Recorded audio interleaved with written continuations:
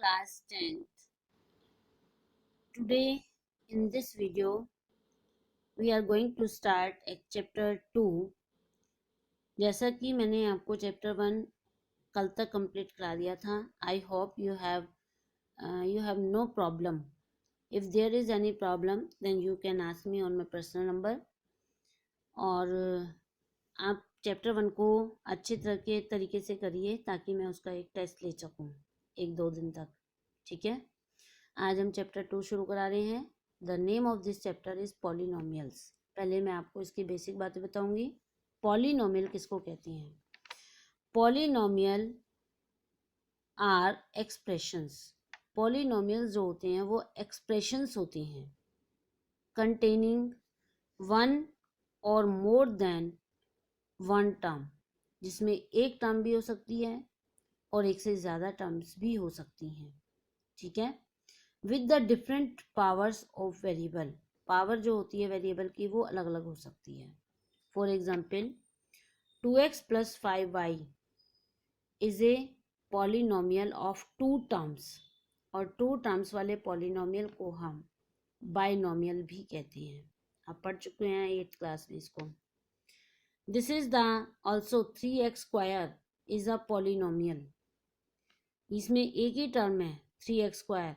इसको हम मोनोमियल भी कह सकते हैं, लेकिन इसमें x की पावर हाईएस्ट पावर 2 है तो इसको हम quadratic monomial.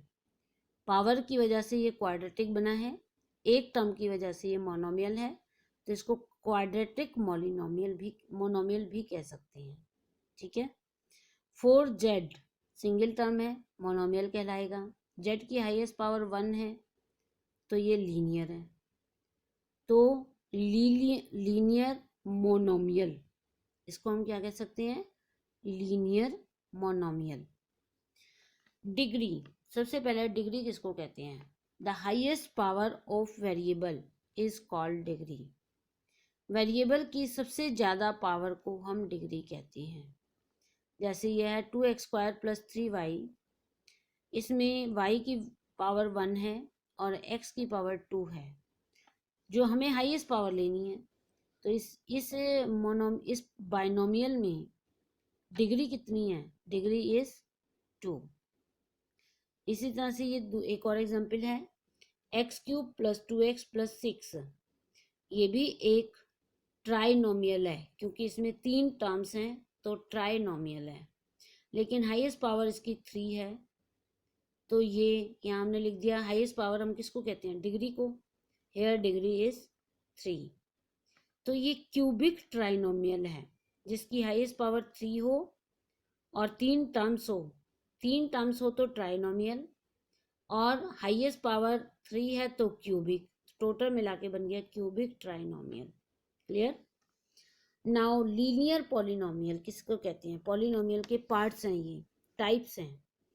Linear polynomial if the highest power of variable is 1, यानी कि अगर किसी एक्सप्रेशन की डिग्री, हाईएस्ट पावर मतलब डिग्री 1 है, तो उसको हम लीनियर पॉलिनोमियल कहते हैं. आगे समझ में. अब है क्वाड्रेटिक पॉलिनोमियल.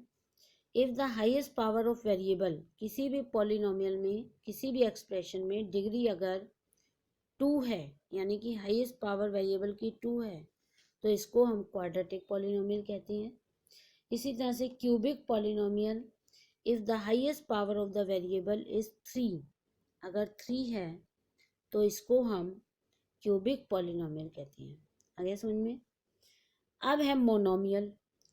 जो ये लीनियर, क्वाड्रेटिक, क्यूबिक, ये जो 3 नाम हैं ये आपकी पावर को देखकर बनते हैं, वेरिएबल की पावर को देखकर.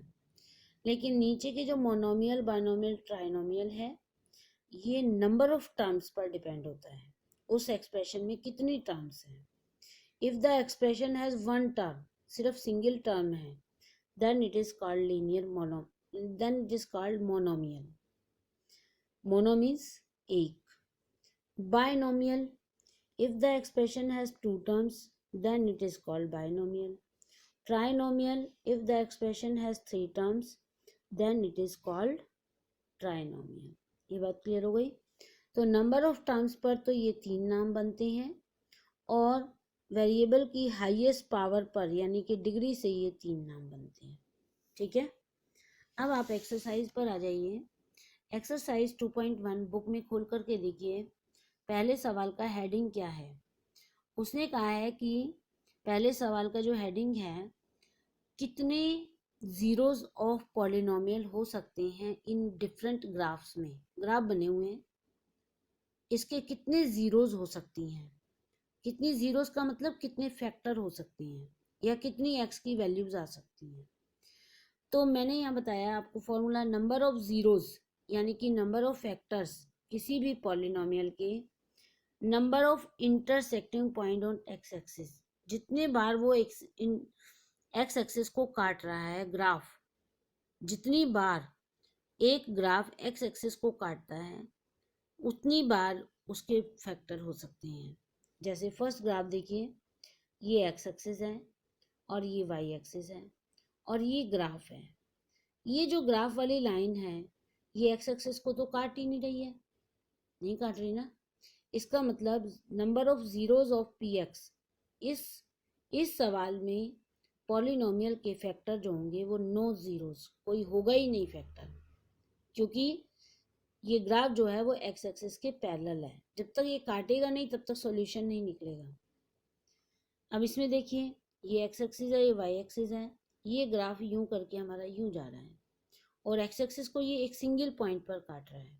एक्स एक्सिस को सिंगल पॉइंट पर काट रहा है, तो number of zero p x is equal to 1। अब फिर से थर्ड पार्ट में देखिए, ये एक्स एक्सिस है, ये वाई एक्सिस है और ग्राफ हमारा इस तरीके से चल रहा है। और ध्यान दीजिए, ग्राफ ने एक पॉइंट पर काटा एक्स एक्सिस को, एक्स एक्सिस को दूसरे पॉइंट पर काटा, एक्स एक्सिस को तीसरे पॉइंट पर काटा। तो इस पी एक्स के कितने जीरोज होंगे, कितने सॉल्यूशन होंगे। Number of zeros of this p x is equal to 3। इसके 3 आंसर्स निकल सकते हैं। इसी तरह से फोर्थ ग्राफ है, फिफ्थ ग्राफ है और सिक्स ग्राफ है। ये आप बुक में देख करके अपने आप आंसर सोचिए और फिर यहाँ से टैली करिए। ठीक है, in this way you have to complete this exercise in your homework register.